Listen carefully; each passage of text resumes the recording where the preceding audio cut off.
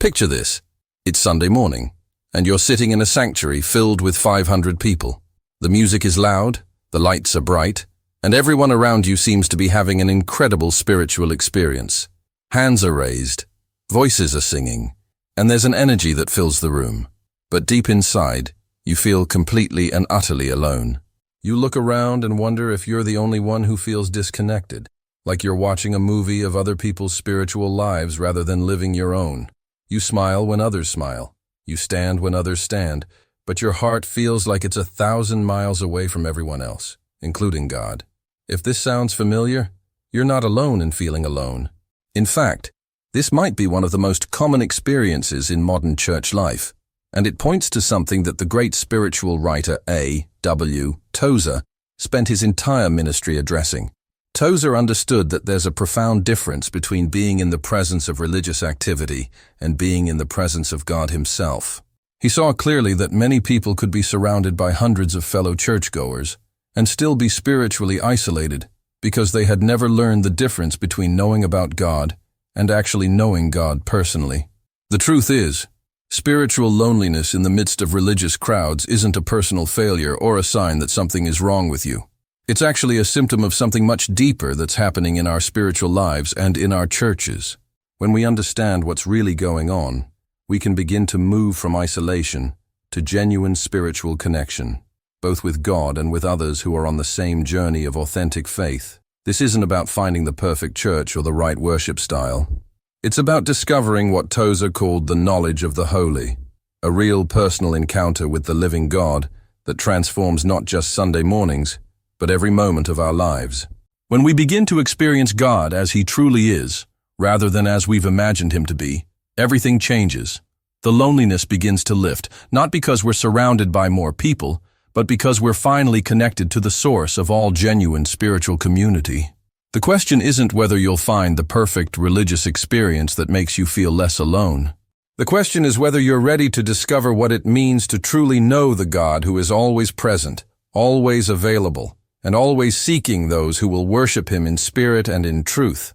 When that happens, you'll find that spiritual loneliness becomes impossible, not because your circumstances change, but because your understanding of who God is and who you are in relationship to him becomes real in a way you've never experienced before. Throughout history, there have always been people who understood the difference between religious activity and spiritual reality. A.W. Tozer was one of those voices who called people back to authentic faith in an age when Christianity was becoming increasingly shallow and entertainment-focused. Writing in the mid-20th century, Tozer witnessed the beginning of what we now see in full bloom: churches that prioritize excitement over encounter, emotion over devotion, and crowd size over spiritual depth. Tozer lived during a time when American Christianity was becoming more and more focused on making people feel good, rather than helping them know God. He watched as churches began to adopt entertainment models, where the goal was to create an experience that would attract and hold people's attention rather than to facilitate genuine worship and spiritual growth. Even then, he could see that this approach was creating exactly the kind of spiritual loneliness that so many people experience today. The problem, as Tozer understood it, wasn't that people weren't religious enough. In fact, the opposite was often true. People were attending church, participating in religious activities, and doing all the things that were supposed to make them feel connected to God and to others. But something essential was missing. They had knowledge about God. They could recite the right answers, sing the right songs, and participate in the right activities. But they didn't have the knowledge of God himself. Tozer recognized that true spiritual community can only exist among people who have had genuine encounters with the holy God. When people gather who have never really met God personally, what you get is religious socialization rather than spiritual fellowship. It's like a group of people talking about a mutual friend that none of them have actually met. They can share stories they've heard, compare notes on what they think this friend might be like, and even get excited about the idea of this friend. But there's no real connection because there's no real relationship.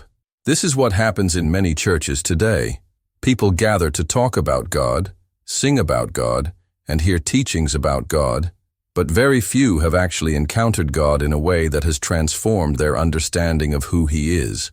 Without that foundation of genuine spiritual experience, Religious gatherings become exercises in group enthusiasm rather than corporate worship. Everyone is going through the motions, but no one is really connecting with the divine reality that should be at the center of everything. The result is exactly what you might expect: spiritual loneliness in the midst of religious crowds. When people haven't experienced God for themselves, they can't really share that experience with others. When worship becomes performance rather than encounter, people become spectators rather than participants. When the focus shifts from knowing God to feeling good about God, the depth of relationship that creates genuine spiritual community gets lost. Tozer understood that this problem couldn't be solved by better programs, more engaging worship styles, or even more biblical teaching. The solution required something much more fundamental. People needed to rediscover what it means to actually know God rather than just knowing about Him. They needed to experience His holiness, His majesty, His love, and His presence in ways that went beyond intellectual understanding or emotional excitement. This wasn't just a theoretical problem for Tozer.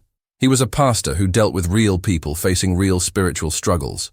He saw firsthand how people could be actively involved in church life and still feel spiritually empty and alone. He understood that this wasn't a problem that could be solved by trying harder or doing more religious activities. It was a problem that could only be addressed by helping people understand who God really is and how to develop a genuine relationship with Him. The foundation of overcoming spiritual loneliness lies in understanding what Tozer meant when he wrote about the knowledge of the holy. This isn't academic knowledge or theological understanding, though those things have their place. The knowledge of the holy is experiential knowledge.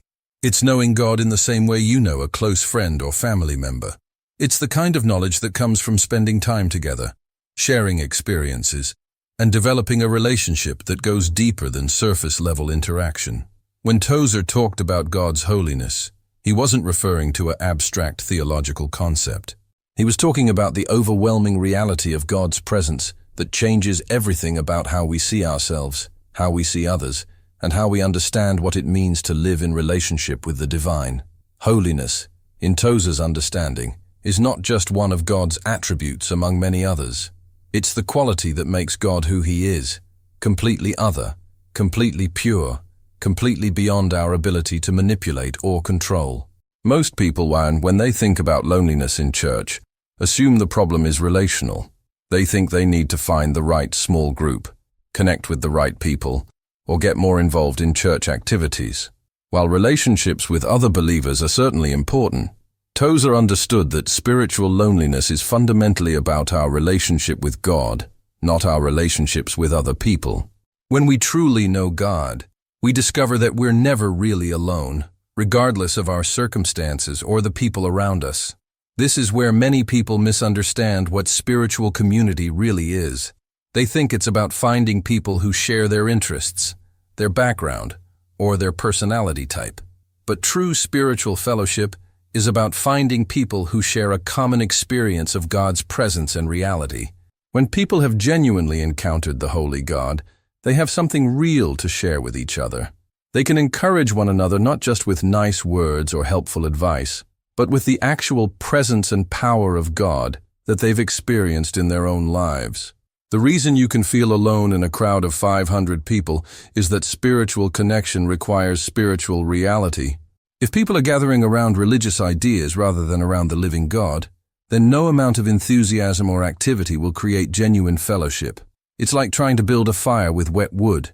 You can strike all the matches you want, but without the right materials, you're not going to get the flame you're looking for. Tozer frequently emphasized that God is not interested in our religious performances or our attempts to impress Him with our spiritual activities.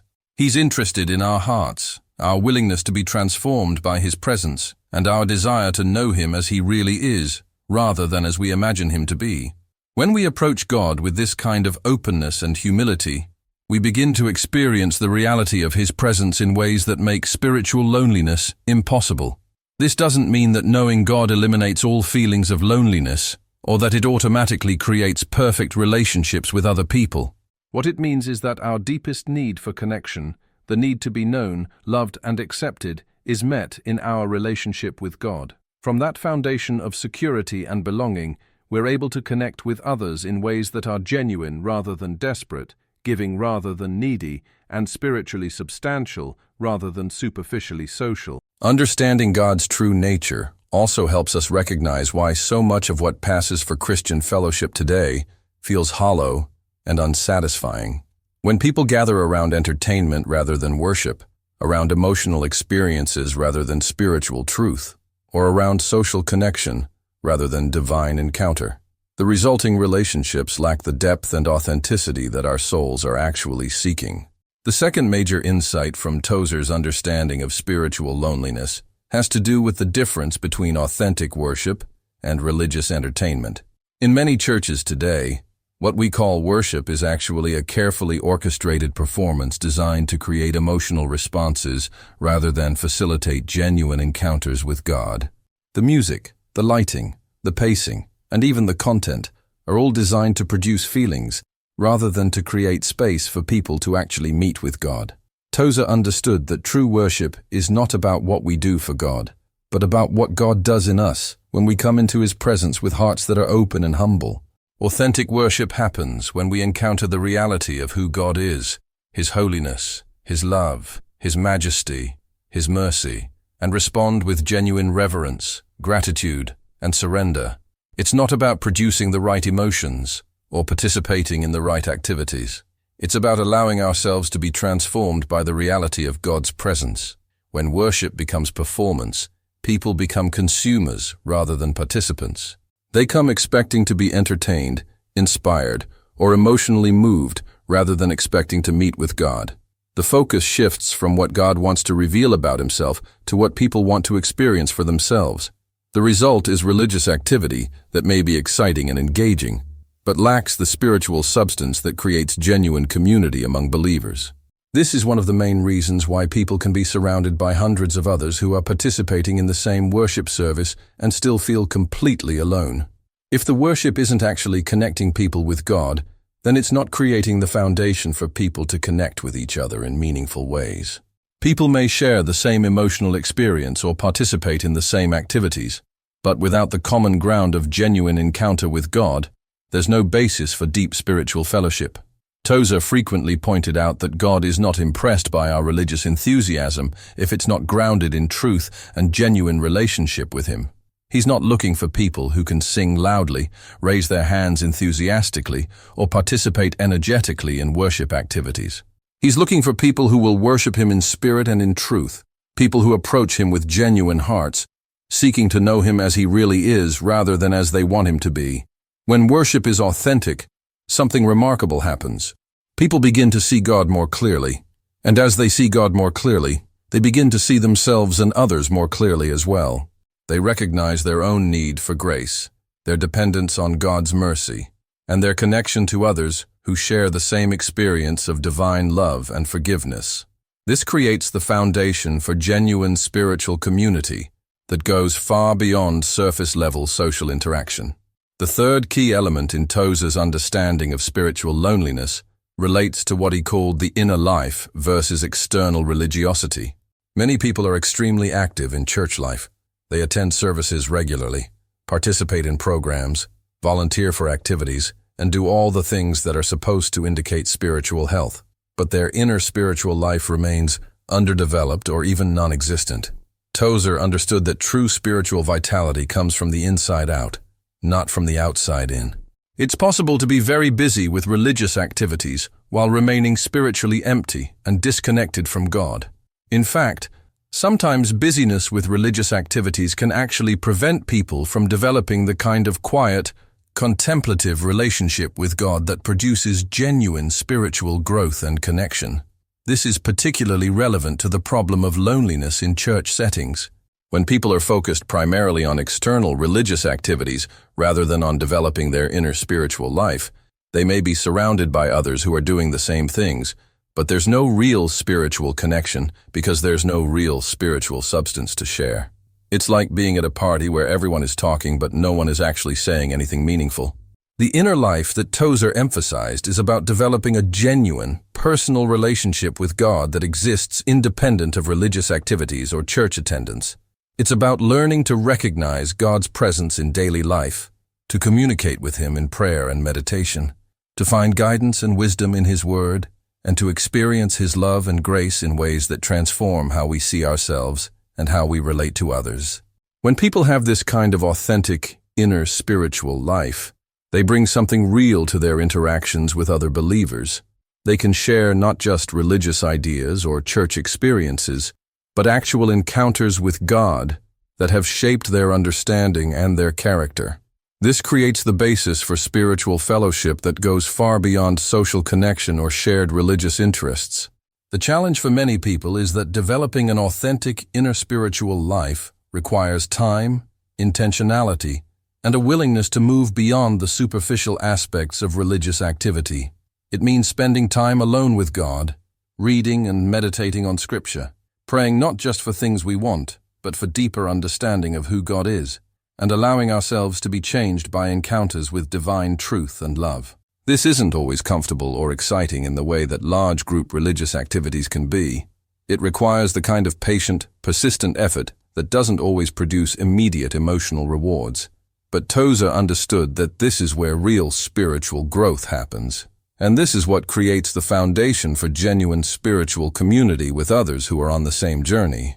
The fourth major insight from Tozer's perspective on spiritual loneliness has to do with the importance of spiritual hunger and the way that genuine seekers recognize each other. Tozer frequently wrote about the difference between people who are satisfied with superficial religious experiences and those who have a deep, persistent hunger for more of God. This spiritual hunger, he believed, is what drives people toward authentic spiritual growth and genuine spiritual community. One of the reasons people feel alone in religious crowds is that they may be surrounded by people who are satisfied with shallow spiritual experiences, while they themselves are longing for something deeper and more real.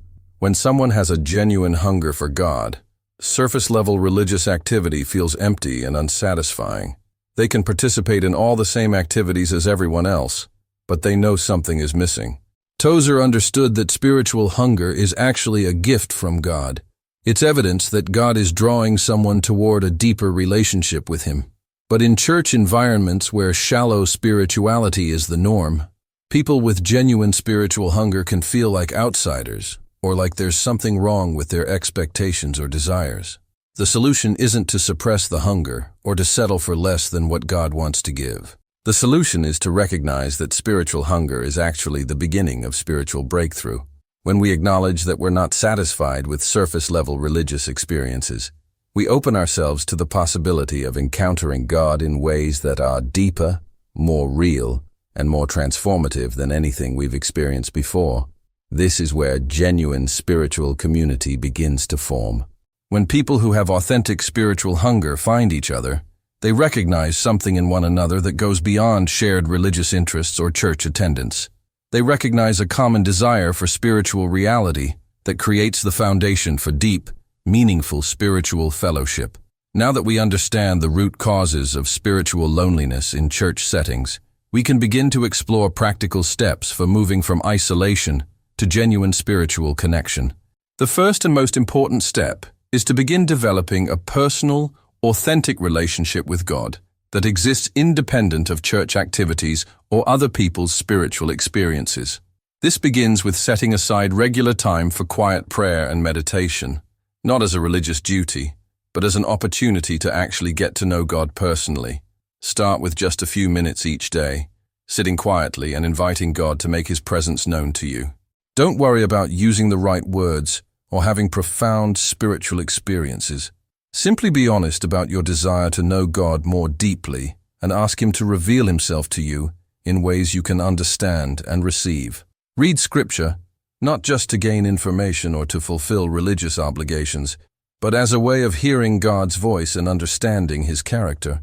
Focus particularly on passages that reveal God's nature, His love, His holiness, His mercy, His faithfulness. Ask God to help you understand not just what these passages mean intellectually, but how they apply to your own life and relationship with Him. Practice recognizing God's presence in everyday situations. This doesn't mean looking for dramatic supernatural experiences, but rather developing awareness of how God is already at work in your daily life through His providence, His guidance, and His grace. The goal is to cultivate a sense of ongoing conversation and relationship with God that continues throughout your day, not just during designated spiritual activities. As you begin to experience genuine connection with God, you'll find that spiritual loneliness begins to diminish, not because your circumstances change, but because you're no longer looking to other people or religious activities to meet needs that can only be met through relationship with God. This creates a foundation of spiritual security and belonging that makes genuine fellowship with others possible. When it comes to church involvement, look for opportunities to connect with others who share your desire for authentic spiritual growth rather than just religious activity. This might mean joining a small group that focuses on prayer and spiritual formation rather than just social connection or Bible study. It might mean seeking out mentors or spiritual directors who can help guide you in developing a deeper relationship with God. Don't be afraid to have honest conversations with other believers about your spiritual journey, including your struggles and questions. Often, people who seem perfectly satisfied with surface-level spirituality are actually longing for something deeper, but don't know how to express it or don't feel permission to admit their dissatisfaction with shallow religious experiences. Consider that God may be using your experience of spiritual loneliness to draw you toward a deeper understanding of who He is and what genuine spiritual community looks like. Instead of seeing loneliness as a problem to be solved quickly, allow it to motivate you toward the kind of spiritual growth and authentic relationship with God that creates the foundation for meaningful fellowship with others. Remember that developing an authentic spiritual life is a process that takes time and patience. Don't expect immediate dramatic changes or perfect spiritual experiences. Focus on consistency and honesty in your relationship with God, and trust that He will respond to your genuine desire to know Him more deeply. As you grow in your personal relationship with God, you'll begin to recognize others who are on a similar journey. Genuine spiritual fellowship develops naturally among people who have had real encounters with God and who are committed to continuing to grow in their understanding of who He is. This kind of community doesn't require special programs or activities. It happens wherever people who truly know God come together with hearts open to His presence and work in their lives. The ultimate goal isn't to eliminate all feelings of loneliness or to create perfect spiritual community. The goal is to discover that in knowing God personally, we have access to a relationship that satisfies our deepest needs for connection, belonging, and love. From that foundation, we can build genuine relationships with others that are grounded in spiritual reality rather than just religious activity or social connection. When we understand who God really is, not just as an idea or theological concept, but as a living reality who desires relationship with us, everything changes. The loneliness we feel in religious crowds is replaced by awareness of God's constant presence. The emptiness we experience in religious activities is filled with genuine worship and authentic spiritual growth. The isolation we feel from other believers is transformed into meaningful fellowship based on shared experience of God's grace and truth. This is what A.W. Tozer meant when he wrote about the knowledge of the holy. It's not information about God that we acquire, but relationship with God that we experience. It's not something we learn in our minds, but something we know in our hearts. And when we truly know God in this way, spiritual loneliness becomes impossible because we discover that we are never really alone. The journey from spiritual loneliness to authentic spiritual community begins with a single step: the honest acknowledgement that what we've been experiencing in religious settings isn't satisfying the deep hunger of our souls for genuine connection with God. This acknowledgement isn't a criticism of others or a rejection of church involvement. It's simply an honest recognition that God has created us for something deeper and more real than surface-level religious activity. Take that first step today. Set aside some quiet time to honestly tell God about your loneliness, your hunger for something more real, and your desire to know Him as He truly is. Don't worry about using the right words or having the perfect spiritual experience. Simply be honest about where you are and what you're longing for. God already knows anyway, and He's been waiting for you to invite Him into your honest questions and deepest needs. As you begin this journey of discovering authentic relationship with God, remember that you're not alone in your longing for something deeper. There are others who share your hunger for spiritual reality, and God will bring you together in His perfect timing. But it starts with each individual person choosing to move beyond religious activity toward genuine relationship with the living God. The feeling of being alone in a crowd of 500 people doesn't have to be permanent. It can be the beginning of a journey toward the most profound connection possible, relationship with the God who created you, loves you, and has been seeking you all along. When you find him, or rather when you allow him to reveal himself to you, you'll discover that you were never really alone at all. You just didn't know how to recognize the presence that was always there, waiting for you to turn your attention from religious activity to divine reality. That's the truth about loneliness in church, and that's the hope that makes all the difference. God is real, he is present, and he is available to anyone who will seek him with a genuine heart. The question isn't whether he's there. The question is whether you're ready to move beyond knowing about him toward actually knowing him. When you take that step, everything changes, and the loneliness that brought you to this point becomes the doorway to the most meaningful relationship you'll ever experience.